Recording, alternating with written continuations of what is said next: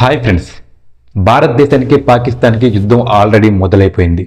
అయితే యుద్ధాన్ని ఫాలో అవుతున్న చాలా మందికి అర్థమైపోతూ ఉంటుంది ఏంటంటే పాకిస్తాన్ ఒంటరిగా భారతదేశాన్ని ఏమీ పీకలేదని చెప్పేసి. ఎందుకంటే ఇప్పటి వరకు 300కి పైగా మిసైల్స్ని భారతదేశం పైకి పాకిస్తాన్ పంపించింది. దీనివలన పాకిస్తాన్కి ఒరిగింది ఏంటంటే 300కి పైగా మిసైల్స్ బొక్క తప్ప వాళ్ళు పీకింది అయితే ఏమీ లేదు.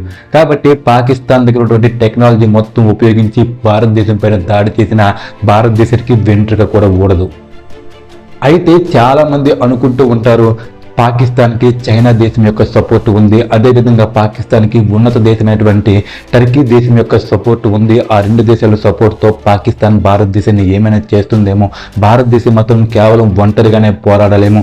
ఇప్పటి వరకు అమెరికా మనకి సపోర్ట్ వస్తుందని చెప్పేసి అనుకున్నాం, కానీ అమెరికా ఏంటంటే నేను ఈ యుద్ధంలో పాల్గొనట్లేదు, రెండు దేశాలు కూడా శాంతియుతంగా చర్చలు జరుపుకొని రెండు దేశాలు కూడా యుద్ధాన్ని ఆపుకుంటే మంచిదే అని చెప్పేసి అమెరికా చెప్తుంది తప్ప అమెరికా నేను యుద్ధాన్ని చేయను, భారతదేశానికి సపోర్ట్ ఇవ్వను, అదేవిధంగా పాకిస్తాన్ కూడా సపోర్ట్ ఇవ్వనని చెప్పేసి అది చెప్పేసింది. కాబట్టి మన దేశానికి ఏదైనా దేశం సపోర్ట్ వస్తుందా, చివరికి రష్యా దేశమైనా మన భారతదేశానికి సహాయం చేస్తుందా చేయదా అని చెప్పేసి. అయితే దీనిపైన ఒక క్లారిటీ వచ్చేసింది, రష్యా మన భారతదేశానికి సహాయం చేస్తుంది. ఎక్కడ క్లారిటీ వచ్చింది, ఎందుకు క్లారిటీ వచ్చిందంటే గతంలో చూసుకుంటే 2018వ సంవత్సరంలోని మన యొక్క మోదీ గారు రష్యాతో ఏంటంటే S-400 ఎయిర్ డిఫెన్స్ సిస్టమ్ను కొనడానికి ఒప్పందం కుదుర్చుకున్నారు.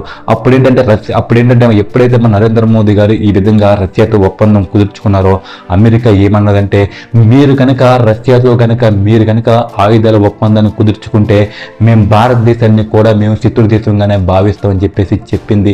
అయితే అప్పుడు నరేంద్ర మోడీ గారు ఏంటంటే మాది ఒక స్వతంత్ర దేశం, మేము ఎవరి దగ్గర ఎటువంటి ఆయుధాలు కొనాలనేది అది మా నిర్ణయం, కానీ అమెరికా యొక్క పెత్తనం ఏంటని చెప్పేసి ఆ రోజు అమెరికా మాటలను పట్టించుకోకుండా రష్యా దేశంతో ఏంటంటే ఈ డీల్ కుదుర్చుకుంది. కాబట్టి ఈ విశ్వాసం అనేది ఏంటంటే రష్యా దేశం దగ్గర ఉన్నది. నెక్స్ట్ అదేవిధంగా ఎప్పుడైతే మనం ఏంటంటే ఈ S-400ను ఉపయోగించి పాకిస్తాన్ చేసినటువంటి దాడులని మనం సమర్థవంతంగా ఎదుర్కొంటున్నామో రష్యా కూడా నిన్న ఏంటంటే ఒక సెలబ్రేషన్, ఒక మీటింగ్ పెట్టుకొని ఒక సెలబ్రేషన్ చేసుకున్నారు. మనం ఇచ్చినటువంటి మిసైల్ ఏంటంటే భారతదేశానికి చాలా ఉపయోగపడుతున్నాయి అని చెప్పేసి రష్యా ఏంటంటే ఒక కొన్ని సెలబ్రేషన్ చేసుకోవడం ప్రారంభించింది. ఫ్రెండ్స్ ఇప్పుడు చూసుకుంటే S-400 మిసైల్ని మనకు అమ్మేటప్పుడు ఏంటంటే వాళ్ళకి కూడా తెలీదు ఇంత సమర్థవంతంగా ఇంత బ్రహ్మాండంగా పనిచేస్తుందని చెప్పేసి. వాళ్ళు టెస్ట్ చేసినప్పుడు ఏంటంటే కేవలం 3-4 మిసైల్తో టెస్ట్ చేస్తూ ఉంటారు. టెస్ట్ చేసి ఏంటంటే ఓకే పని చేస్తుంది, బాగానే ఉందని చెప్పేసి మన భారతదేశానికి అమ్మారు, భారతదేశం తీసుకుంది. కానీ ఈ రోజు 300కి పైగా మిసైల్స్ని ఎదుర్కొని ప్రపంచంలోనే అత్యంత డిఫెన్సివ్ సిస్టమ్గా ఏంటంటే ఈ S-400 నిలిచింది. దీనివల్ల ఏంటంటే రష్యాకి చాలా ఆఫర్లు వచ్చేటటువంటి అవకాశం ఉంది, వాళ్ళు కూడా ఆర్థికంగా చాలా లాభపడే అవకాశం ఉంది. దాన్ని ఏంటంటే వాళ్ళు చాలా గొప్పగా చెప్పుకుంటున్నారు, మేము ఇచ్చినటువంటి S-400 అనేది చాలా అద్భుతంగా పనిచేస్తుంది, భారతదేశాన్ని చాలా సురక్షితంగా ఉంచుతుందని చెప్పి చెప్పుకుంటున్నారు.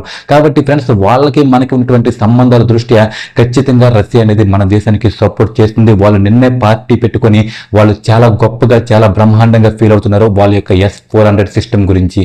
కాబట్టి ఫ్రెండ్స్ ఖచ్చితంగా ఆ రష్యా అనేది ఏంటంటే మన భారతదేశానికి సహాయంగా వస్తుంది. Thank you for watching. Thank you so much friends.